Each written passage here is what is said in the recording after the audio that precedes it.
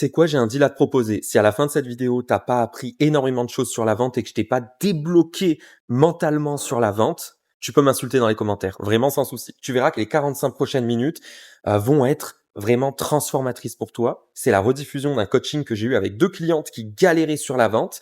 Et donc, justement, j'ai décidé de la rendre publique parce que cette vidéo, cette rediffusion est d'utilité publique. Alors oui, c'est pas une grosse vidéo ultra bien montée qui va te divertir, non. On est là pour de la valeur, on est là pour te transformer. Donc si ça te dérange, par direct. Mais vu que je sais que YouTube n'aime pas du tout ce genre de vidéos pas montées et longues, n'hésite pas à mettre un like, un commentaire, à partager cette vidéo, à t'abonner aussi pour ne pas rater les prochaines vidéos. Quand je poste sur YouTube, c'est vraiment de la full value. Ma précédente vidéo, elle faisait 2h40 de formation LinkedIn. Donc voilà, on se retrouve sur la rediffusion du coaching que j'ai eu avec 2 clientes. Je les ai transformées sur la vente et je peux t'assurer qu'à la fin de ces 45 minutes, toi aussi, tu seras totalement transformé. En plus, ce qu'il faut savoir, c'est que tout ce que je vais t'apprendre là, j'ai payé 25 000 € à un coach en 2023 pour apprendre tout ça. Alors, du coup, je vais vous partager la structure qui va vous permettre de cadrer vos appels.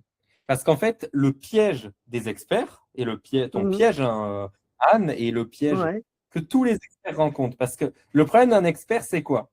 C'est qu'il est expert dans son domaine. Il n'est pas vendeur dans son domaine.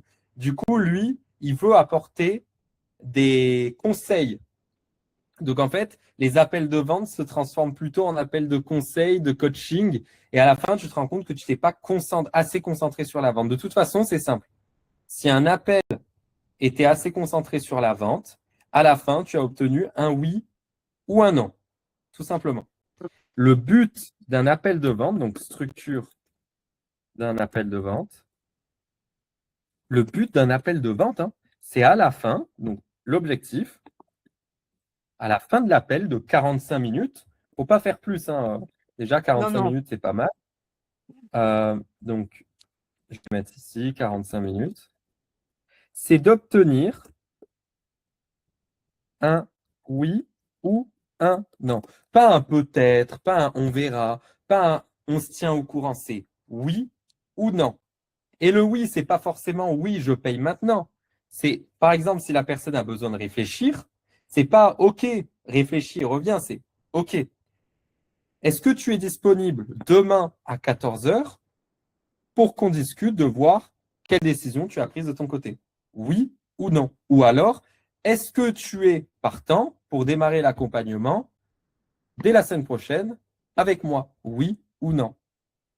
S'il dit non, c'est pas grave, hein, c'est une vente perdue, il n'y a pas de souci. Après, on va essayer bien sûr de voir est-ce qu'il a des objections. Et ça, c'est important, puisque un non dans la vente, c'est pas un non final. C'est une peur, c'est une croyance, ça peut être n'importe quoi. Par exemple, moi, il y a des gens qui viennent, qui réservent un appel, qui à la fin disent non, je suis pas intéressé par l'accompagnement. Et au final, je leur dis oui, mais ok, mais pourquoi tu as pris un rendez-vous en fait?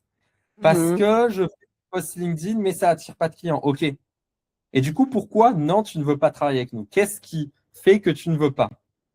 Et là, je le dis honnêtement, je dis parce que nous, ça nous permettra de savoir pour nos futurs appels de vente, savoir pourquoi en fait tu es venu avec un besoin et à la fin, tu me dis tu ne veux pas travailler avec nous.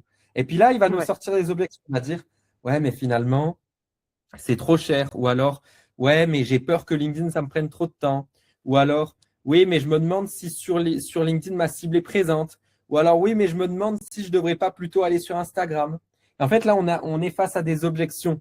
C'est plus non, je ne veux pas me lancer. C'est j'ai besoin de LinkedIn, mais je me pose encore des questions. Et c'est pour ça que non, il faut l'accepter. De toute façon, dans la vente, des fois, il y a des gens qui vont nous dire non.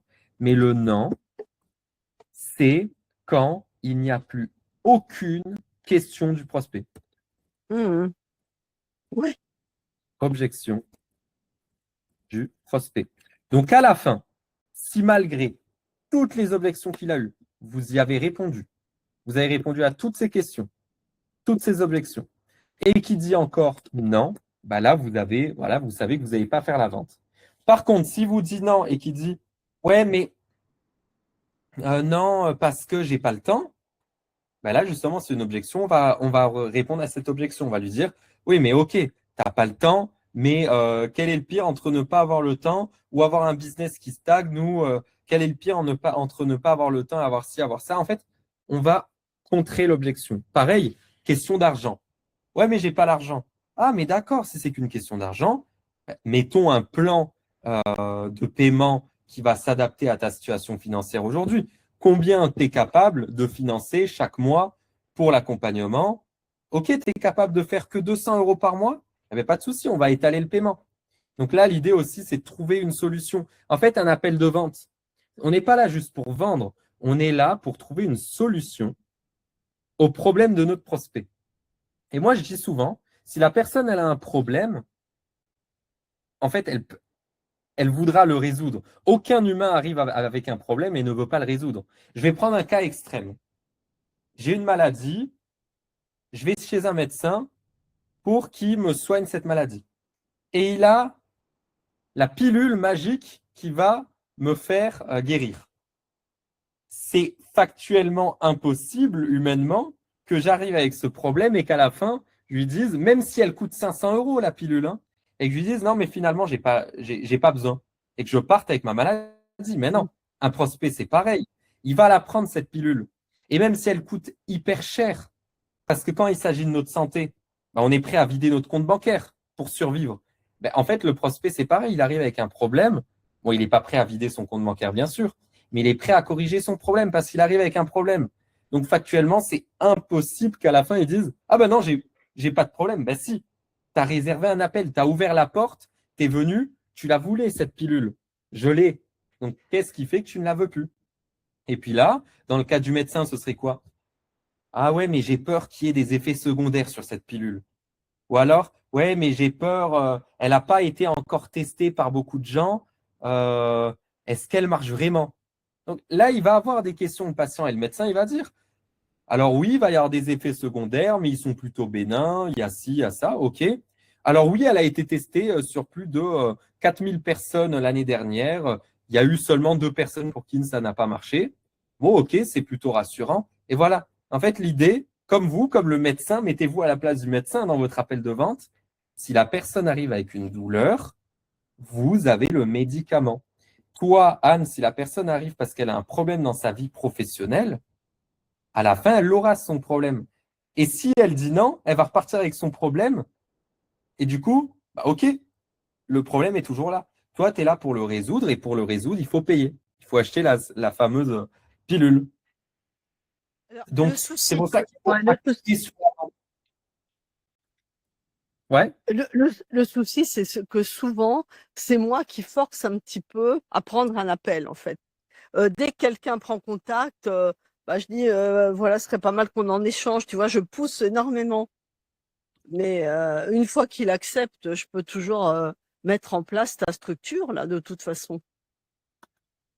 ah ben oui, mais clairement. En fait, une fois que quelqu'un a accepté un appel, je suis pas sûr d'avoir compris ta question, mais toi, tu as du mal à faire prendre des appels, tu m'as dit? Mais non, moi, je les pousse, tu vois. Dès l'instant où j'ai un échange avec quelqu'un, je lui dis, bah, ça serait bien d'en échanger. Et ils acceptent. Ouais, ben Et donc, voilà, mais en fait, ouais. peut-être Mais qu'ils ont l'impression d'arriver dans un appel de coaching et qu'ils n'ont pas forcément compris que ça allait être de la ouais. vente. Et c'est pour ça que peut-être ce qui te Mm. manque aujourd'hui, c'est le cadrage. Pour moi, la Oui, oui. première chose à faire dans un appel de vente, c'est très simple, hein, c'est cadrer cet appel. Mm. Par exemple, moi, et Daniel, il le fait tout le temps, hein, mais moi aussi quand j'ai des appels, quand le prospect arrive, on dit bonjour Martin, merci d'avoir pris cet appel avec nous aujourd'hui. L'idée de cet appel, c'est à la fin de savoir si oui ou non, on t'accompagne dans ton business sur LinkedIn. Est-ce que c'est OK pour toi? Oui. OK, très bien, on passe à la suite. Et là, au moins, c'est cadré. Il sait que Mm. l'objectif de l'appel, c'est de lui vendre un accompagnement LinkedIn. S'il n'a pas compris ça et que vraiment il n'est pas OK avec ça et qu'il dit non, même si c'est très rare Mm. qu'il dise non, Mm. ben, il part. Mais au moins, dès le début, on lui plante la graine que il est là, pas pour choper de l'information gratuite, mais pour acheter quelque chose Mm. et pour corriger son problème. Et donc, une fois qu'on a obtenu son oui, qu'on a cadré l'appel, ben, c'est ici qu'on va présenter ce qu'on va faire dans l'appel. On va présenter ce qu'il va se passer dans l'appel. Donc là, alors, je vais faire du roleplay du coup, hein. On va dire par exemple, OK, très bien. Donc on est aligné sur tout ça. Alors, l'idée, c'est que au début de l'appel, je vais te présenter un petit peu ce qu'on fait chez Linkleads. Ensuite, je vais te présenter aussi les résultats qu'ont pu avoir certains de nos clients. Et puis finalement, je te poserai des questions, je te laisserai parler. Est-ce que c'est OK pour toi? Et là, il va dire oui. En fait, il y a la règle des oui. Dans la vente, on dit la règle des 7 oui. Ce n'est pas forcément 7 fois. Plus on pose de questions qui ont tendance à avoir une réponse oui, ben plus on va, comment dire, prédisposer le prospect à dire oui à la fin. Et c'est pour ça qu'on dit, est-ce que tu es d'accord avec ça? Oui. Est-ce que ça te va? Oui. Est-ce que si? Oui, oui, oui. Et plus on lui fait dire oui, plus on le prépare à la fin à dire oui. C'est la base de la vente, hein. On veut obtenir un oui, bien sûr. Et donc, là, on présente ce qui va se passer dans l'appel. Ensuite, on présente notre entreprise. Alors, on dit souvent, dans la vente, il ne faut pas parler de soi en premier. C'est vrai, et c'est pour ça qu'au tout début, on fait une petite intro dans le cadrage sur pourquoi il a réservé un appel aujourd'hui. Donc, si tu as réservé un appel aujourd'hui, d'après les réponses que tu as données dans le formulaire, c'est parce que si, ça et ça. Est-ce que c'est OK? D'accord. Et donc là, on cadre, on parle de lui. Mais ensuite, il faut lui donner une raison de nous écouter. S'il arrive et qu'il dit oui, mais Léo, en fait, il fait quoi? Il a fait quoi? Est-ce qu'il a un truc qui fonctionne? Est-ce qu'il a des clients? Ça, c'est quelque chose qu'il faut cadrer dès le début. Lui donner une raison de nous écouter. Donc, présenter notre entreprise et aussi présenter nos résultats clients. Et là, ça lui donner une raison de nous écouter. Une fois qu'on a fait ça, qu'on lui a donné la raison de nous écouter, on va lui dire, bon, ben écoute Martin, j'ai beaucoup parlé, maintenant je vais te laisser la parole. Dis-moi en plus sur ton activité, sur tes objectifs. Et puis là, le vrai appel de vente démarre. Il va nous en dire plus et on va jouer au ping-pong au final. C'est qu'il va parler. Ensuite, on va prendre des notes. Toujours important de prendre des notes. Et on lui dit, hein, si tu me vois pas regarder l'écran, c'est normal, je prends des notes sur un post-it. Et donc, dès qu'il va dire, par exemple, qu'il va sortir des douleurs. Par exemple, il dit, bon bah Léo, je vais t'expliquer rapidement. Moi, je suis professeur d'anglais. J'aimerais aider les entrepreneurs à apprendre l'anglais pour pouvoir s'ouvrir à un marché mondial. Et aujourd'hui, le problème, c'est que je communique sur LinkedIn, mais j'ai du mal parce que je ne fais pas de like. Et puis là, je vais noter. OK. Là, le prospect, Martin, il m'a dit, il ne fait pas de like. Ça, c'est une douleur. Pas de like. OK. Et puis, il dit, alors j'ai quelques posts qui ont bien fonctionné, mais à chaque fois, ce n'est pas les bonnes personnes qui like mes contenus et qui commentent. Ah, d'accord. Pas les bonnes personnes. Et puis là, je note. Alors, on le fait en parallèle, hein, on ne lui dit pas, hein. Je note, OK. Et puis là, il va me sortir le truc et il dit, et puis j'ai testé aussi, j'ai testé la prospection. Mais en fait, ça me prend énormément de temps et je me rends compte que j'ai peu de résultats. Je me demande si c'est vraiment utile. OK, donc là, on note pas de résultats en prospection. Et puis là, on va noter 2-3 douleurs en prospection. Et puis ensuite, une fois qu'il a parlé de lui, parce que les gens adorent parler d'eux, ben là, on va lui poser des questions. Et puis, on va lui dire, OK, alors, donc tu m'as dit que tu as une activité dans le coaching anglais pour les dirigeants. Est-ce que tu as déjà eu des clients? Et là, on lui pose des questions, on creuse le business. Et puis, à la fin, donc, une fois qu'on a creusé les douleurs, qu'on les a obtenues, ben là, en fait, on a tout pour lui vendre. Puisque là, il s'est vendu à lui-même. Il s'est un petit peu, entre guillemets, piégé. Vu qu'il a sorti ses douleurs, ben nous, en fait, on sait qu'il a des douleurs et on sait qu'on peut résoudre ces douleurs, qu'on peut les corriger et qu'on peut lui apporter une solution. Donc, nous, on va démarrer notre pitch de vente. C'est à ce moment-là qu'on va pitcher notre offre. Donc là, ce qu'on va faire, c'est qu'on va rebondir sur ces douleurs. On va aller dire, OK, très bien, j'ai compris tout ce que tu me dis.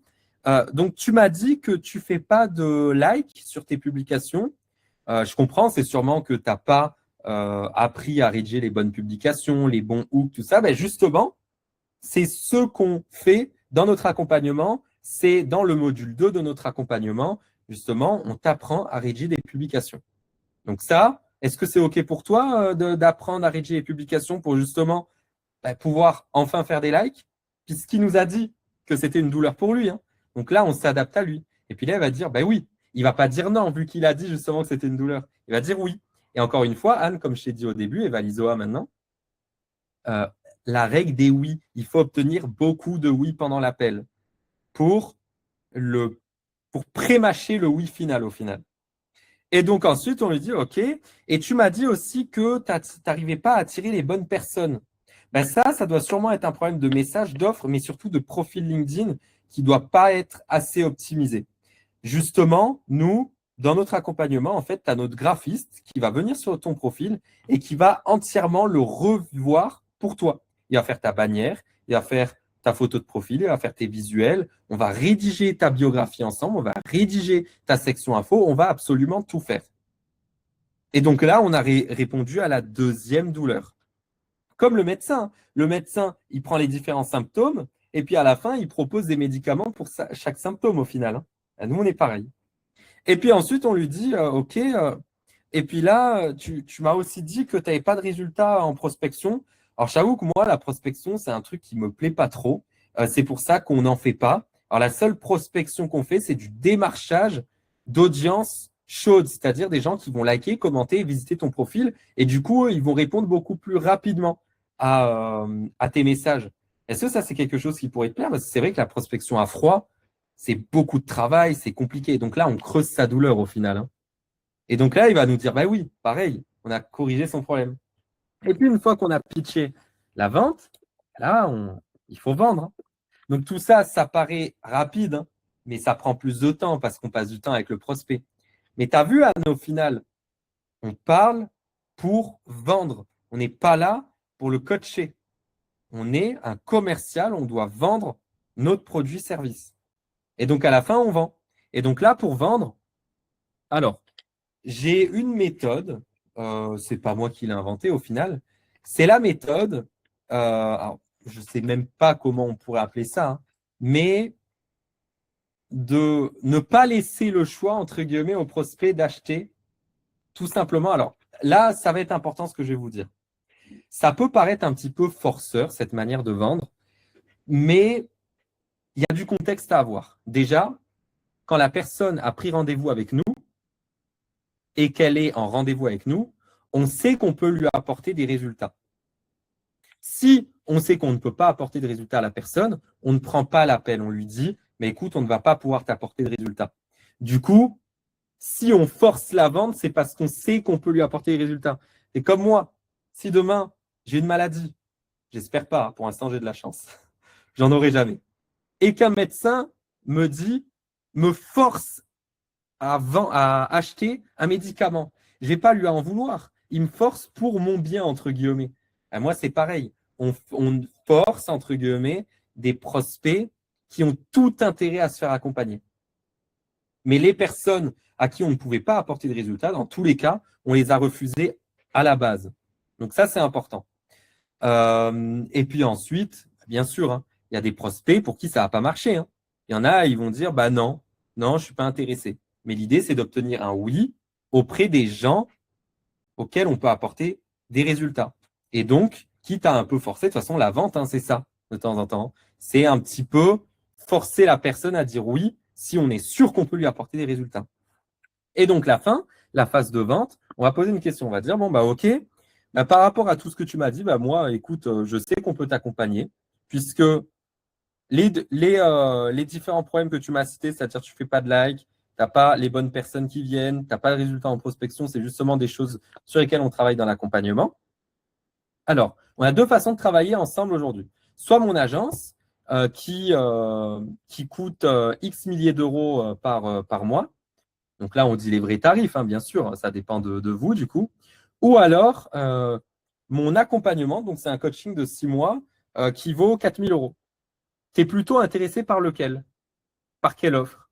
Et donc là, vous comprendrez une chose, c'est que on n'a pas dit est-ce que tu veux travailler avec moi, oui ou non. Je lui ai dit, tu es plutôt intéressé par cette offre ou cette offre? Et du coup, on le force entre guillemets à se diriger vers une offre. Alors oui, si vraiment il n'est pas intéressé, qu'il n'a pas l'argent, il va dire, mais écoute, moi je suis intéressé par l'offre d'accompagnement à 5 000 euros. Le problème, c'est que je n'ai pas encore l'argent. Et donc là, il va y avoir les objections. Et il y en a presque tout le temps des objections dans la vente, hein. On va y avoir la phase d'objection. Puisque nous, on a eu la vente, donc on a forcé le oui, mais c'est positif quand je dis ça, hein. C'est pas forcé être désagréable ou quoi, c'est positif. On veut apporter des résultats à notre client. Donc, vente, donc forcer le oui, quitte à avoir des objections derrière, où en fait, on a créé un intérêt.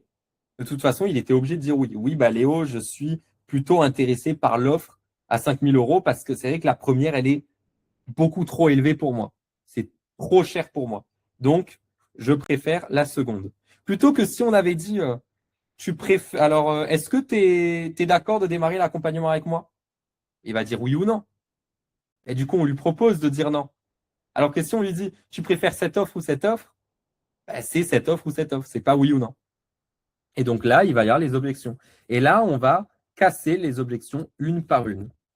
Les casser une par une jusqu'à transformer le non en oui.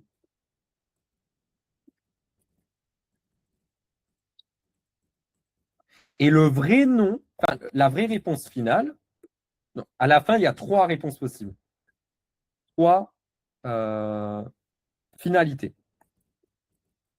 Soit on a eu un oui, très bien, il achète, il paye. Un oui, c'est quand vraiment il est en train de payer, hein. Parce que les gens, il y en a, ils vont dire oui, et au final, plus tard, ils vont vous dire ouais, mais finalement, j'ai réfléchi cette nuit, je ne passe pas à l'action. Donc, le oui, c'est il dit oui, ok, mais écoute, très bien, j'édite le contrat, on le fait ensemble, on appelle, et puis j'édite la facture, et puis on peut démarrer dès demain. Est-ce que c'est ok pour toi? Parce que les gens, comme tout le monde, hein, si vous les laissez trop réfléchir, il y a les peurs qui vont arriver. Et ils vont réfléchir et puis ils vont demander à leur conjoint, et tout. Il va y avoir plein de peurs qui vont arriver. Donc ça, c'est vraiment ce qu'il faut contrer. Donc, on a le oui, une fois qu'on a contré toutes les objections. On a alors, le je vais y réfléchir, non. On ne veut pas un je vais y réfléchir, on va… En fait, oui, il y a un je vais y réfléchir. Mais c'est pas le je vais y réfléchir comme on le connaît. Ouais, bah ok, réfléchis-y et reviens vers moi. C'est ok, tu vas y réfléchir, très bien. Donc là, oui, c'est on paye. Enfin, il paye, du coup. Et le je vais y réfléchir, c'est ok, est-ce que tu es disponible demain à 14h pour justement qu'on finalise ta décision? C'est pas vas-y, réfléchis, reviens vers moi. Non, non. C'est on place une date pour la prochaine étape dans ta décision. Donc, tu es dispo quand? Est-ce que tu es dispo?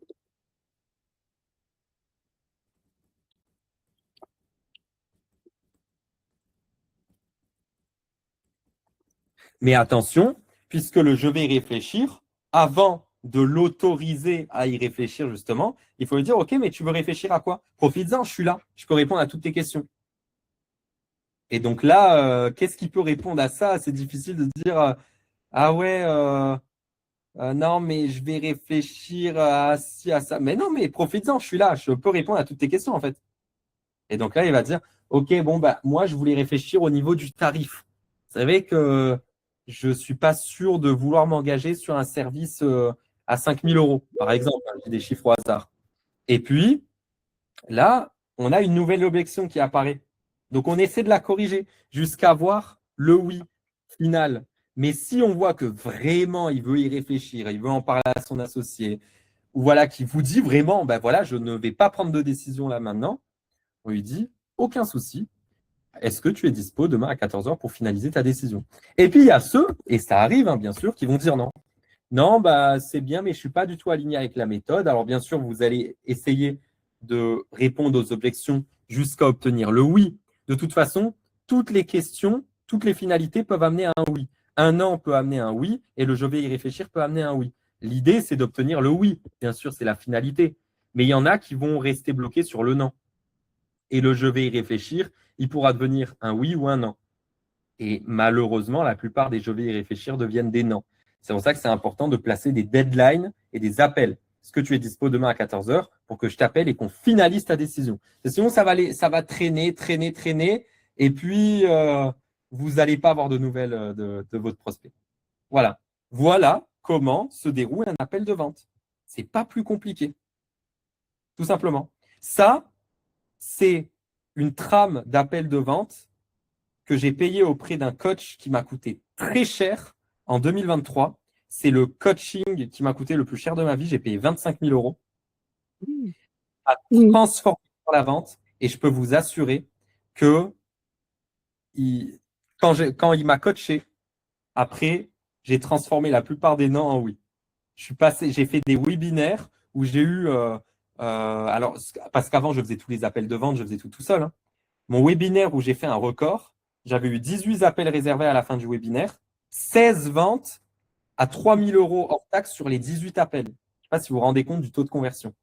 Alors que juste avant ce coaching à 25 000 euros, donc le webinaire, il avait largement rentabilisé les 25 000 euros, hein, du coup. Juste avant ce coaching, je peux vous dire que mes appels, c'était le syndrome de l'expert. Hein. J'arrivais dans les appels, je voulais aider la personne, je lui donnais des conseils, tout ça, mais ce n'était pas de la vente. On est là pour vendre, pas pour aider la personne. Même si, oui, il faut aider, oui, il faut comprendre, il faut collaborer avec la personne et tout, et il faut presque la voir comme un client, mais dès le début, il faut cadrer et lui faire comprendre qu'on n'est pas là pour jouer au Uno. On est là pour, à la fin, prendre une décision, en fait. C'est important. Donc, Ouais. Alors, au début, ça peut être difficile parce qu'on n'est pas à l'aise. Hein. L'humain n'est pas à l'aise avec la vente, mais ça se travaille, ça se travaille, ça se travaille, et à force, vous allez être à l'aise, tout simplement. ouais, merci beaucoup Léo, parce que c'est vrai, c'est très méthodique. Alors, j'arrête de faire du coaching pendant les entretiens, c'est pas ça. Mais là, j'ai l'impression qu'on met la personne, on la serre dans une nasse, tu vois. J'ai encore ce syndrome-là de la personne, En on la fait, lâche pas, quoi. tu sais pourquoi?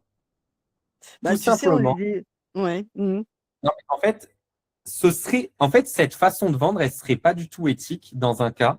C'est où tu accepterais tous les appels et que tu voudrais vendre à tout le monde.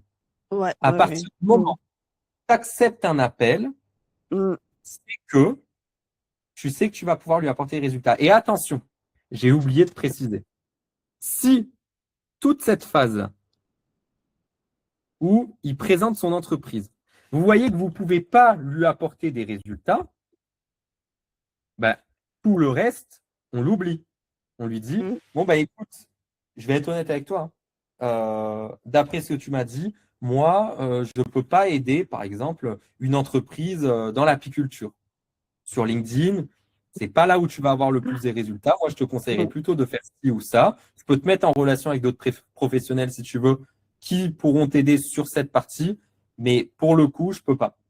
Par contre, Mm. si bien sûr on peut lui apporter des résultats, ben, j'ai presque envie de dire, ce serait égoïste de ne pas lui vendre notre méthode qui peut lui apporter des résultats. Mais je suis d'accord avec toi, Anne. Il faut pas, enfin, on va pas vendre si la personne n'a pas besoin ou quoi. Non, non. Et c'est pour ça que il y a ça où là, ben, en fait, c'est oui ou non. Mais si on a bien fait notre travail, normalement, si on a accepté l'appel, c'est que on peut l'accompagner. Voilà.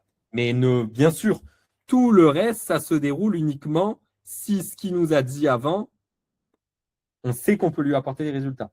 Mm. Ça, c'est important.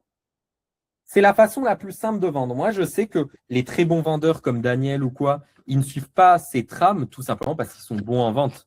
Pour eux, c'est naturel en fait. Mais quand on n'a pas encore l'habitude de vendre, c'est bien de suivre une trame pour comprendre un petit peu la personne au final et entre guillemets vendre. C'est le but d'un appel de vente, hein. C'est à la fin avoir un oui au final. Est-ce que ça vous paraît concret tout ça, cette trame? Parce qu'au final, je peux vous assurer que je l'ai payé cher cette trame. Mais là, Ouais.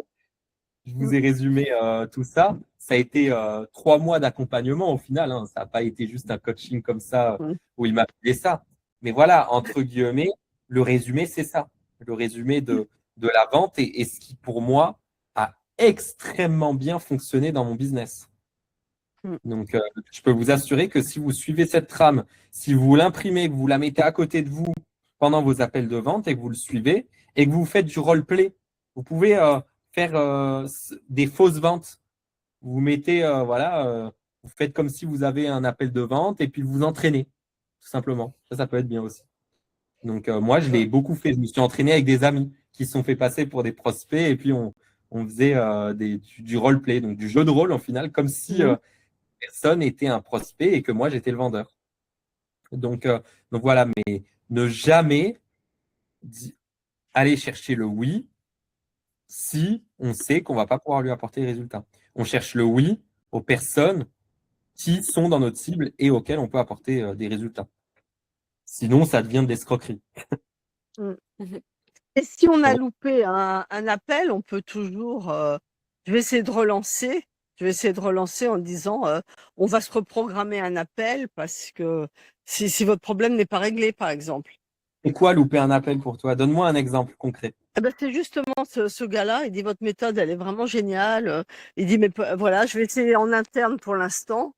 Et moi, j'ai pas rebondi en disant mais pour l'interne, c'est pareil, vous avez besoin de mes services, tu vois.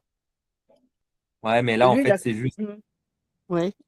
fallait cadrer, en fait. Fallait cadrer, tu vois. Ouais. Comme je t'ai moi, si quelqu'un demain, un entrepreneur, il réserve un appel avec nous et qu'à la fin, il dit je vais tester moi-même, je vais dire mais ok, Ouais. mais qu'est-ce qui fait que jusqu'à présent, tu n'as pas eu de résultat seul de ton côté et qu'aujourd'hui, par miracle, tu en aurais? Ben non, si tu as réservé un Ouais. appel avec moi, c'est parce que tu n'as pas eu de résultat seul et que du coup, tu dois te faire accompagner. Tu vois, et en fait, de toute façon, la vente, il faut être très honnête à un moment. La personne, faut lui dire, hein, on n'est pas là pour perdre du temps. Si tu as réservé un appel avec moi, c'est parce que justement, tu avais un problème. Ouais. Donc, on n'est pas là pour caresser notre prospect dans le sens du poil. Des fois, il faut être honnête et dire la vérité, hein. Et il ne faut pas juste vouloir plaire pour plaire. Si la personne dit n'importe quoi, il faut lui dire, écoute, ok, teste de ton côté. Mais tu as testé de ton côté jusqu'à présent et ça t'a mené à réserver un appel avec moi. Donc, dans 3 mois, tu vas juste reprendre un appel avec moi parce qu'il n'y aura rien qui a changé au final. Et c'est factuel. Et les gens, ils aiment entendre la vérité, hein. Des fois, ça peut être difficile à dire parce que voilà, on n'a pas l'habitude de brusquer les gens comme ça, mais c'est la base de la vente. Ouais. Donc oui, c'est comme moi, par exemple, là, je suis dans un hôtel. Et à un moment, en bas, j'ai un lounge dans lequel je travaille toute la journée. Bon, là, je suis dans la chambre, mais toute la journée, je travaille dans la salle de travail. Et à un moment, l'hôtel voulait m'upsell sur le petit déjeuner. Bon, c'est un truc très basique, hein, mais c'est pour vous faire comprendre ça. Et ils m'ont piégé à un moment. Ils m'ont dit, est-ce que vous voulez le petit-déj, vu que vous restez 21 nuits ici, autant prendre le petit-déj dans notre buffet. Et j'ai dit non, non, ça ira, parce que dans ma tête, j'allais profiter, je suis à Shanghai, je vais aller prendre mes petits déjeuners dehors et profiter. À un moment, ils me disent et si on vous fait 50% de réduction? Je dis ah bah ouais, pourquoi pas. Et là, ils disent pourquoi maintenant vous voulez? Et là, ils m'ont piégé. Ils m'ont dit pourquoi maintenant vous voulez? Qu'est-ce qui a changé? Et c'était juste le tarif. Je disais non, non, c'est juste que ça, en fait, ils m'ont vendu comme ça au final et ça a marché. Tout ça pour dire que brusquer le prospect, c'est pas mauvais, puisque c'est comme un coach sportif. Le coach sportif, il n'est pas là pour dire ah, c'est bien Léo, tu as bien fait ton travail. Non, non. Et Léo, là, à un moment, il faut te bouger. Ça fait 3 mois que je t'accompagne. Tu vas pas à la salle de sport, il faut y aller. Et nous, on a ce rôle en tant que prestataire aussi de bouger nos clients. Toi aussi, Valisoa, si quelqu'un réserve un appel avec toi parce qu'il est overbooké, il n'a plus le temps de gérer, par exemple, son administratif, et qu'à la fin, il dit ouais, ok, mais je vais voir de mon côté finalement. Je dis mais alors, ça veut dire que là, factuellement, tu as eu du temps qui vient de se rajouter par magie? Tes journées, elles sont passées de 24 heures à 40 heures juste dans cet appel? Non. Si tu es venu, tu as réservé cet appel, c'est parce que tu n'avais pas assez de temps. Je ne vois pas pourquoi tu aurais plus de temps à la fin de notre appel. Et en fait, il y a toujours une raison logique de contrer une objection du prospect, hein, parce qu'il y a très peu d'objections qui sont réelles, hein. Les seules objections qui pourraient être réelles, c'est qu'ils disent bon, bah là, j'ai 0 € sur mon compte bancaire. Bon, bah ok, là, on peut rien y faire. Ou alors, bon, bah excuse-moi, là, j'ai un problème de santé, je vais avoir 6 mois d'hôpital. Bon, bah voilà, là, on ne peut rien y faire. Et j'ai envie de dire pourquoi il a réservé un appel d'ailleurs, si c'est qu'il a autant de problèmes de santé. Donc, c'est pour ça qu'en fait, quand on y pense, les objections, les vraies objections, si on est bon en vente, elles sont toutes fausses. C'est juste des peurs. C'est des peurs et des croyances. Le prospect croit qu'il n'a pas besoin de nous. Le prospect croit que si, que ça. Et toutes les objections peuvent être supprimées, je peux vous l'assurer, hein. Enfin, 99,9% des objections. Il y a très peu, moi, il y a très peu de clients, enfin de prospects, qui me disent une objection et que je dis ah oui, oui, ok, je comprends. Ben non, à chaque fois, j'arrive à la casser, cette objection. Et même des fois, je dis, mais par contre, Martin, si le prospect s'appelle Martin, si tu es juste pas intéressé, dis-le moi, il n'y a pas de souci, hein. Mais là, ce que tu viens de me dire, c'est pas vrai. C'est pas vrai. C'est pas une question de temps parce que si, parce que ça, ou c'est pas une question de je vais tester de mon côté. Non, non. C'est peut-être que tu n'as pas envie. Et il y en a des fois, ils aiment, ils disent ouais, c'est vrai, Léo, putain, tu y vas fort, mais c'est vrai au final ce que tu dis. Et en fait, ils sentent que je suis là pour aider à trouver une solution. On n'est pas là pour, comme j'ai dit, on n'est pas là pour jouer au Uno, on est là pour trouver une solution. La personne est venue avec un problème, je serais égoïste de ne pas résoudre son problème. Tout simplement, comme le médecin. C'est ça qu'il faut dire, hein, et qu'il faut voir. Voilà, je pensais pas qu'on allait faire un atelier sur la vente aujourd'hui, vu que c'était un atelier libre. Ouais, c'est merveilleux, hein, c'est super. Non, mais c'est très intéressant en fait. Et là, avoir le tram, on dirait que c'est simple, mais il faut de l'exercice, comme tu as dit. Voilà, comme tout, faut s'exercer, faut comprendre, mais ça peut aller très vite, hein. En un mois, tu fais quelques appels, ça va très très vite et ça rentre vite en tête, hein. Ouais, mais c'est du mindset, hein. C'est plus que du commercial, c'est vraiment du mindset. Tout ce que tu nous as dit, hein, ouais. Ouais, c'est ça, hein. En fait, ouais, c'est un état d'esprit de vente au final. C'est pour ça que souvent, il n'y a pas besoin d'être bon en vente, hein. Faut juste être bon humainement, comprendre l'humain au final, hein. L'humain, il a des peurs. On réserve un appel, on sait qu'on va se faire vendre un truc, on a peur de se faire vendre un truc. Du coup, il y a plein d'objections qui arrivent. C'est humain, c'est normal.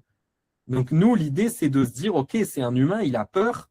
S'il me dit non, c'est pas forcément non qu'il veut pas, c'est qu'il a peur de quelque chose ou qu'il n'a pas compris quelque chose.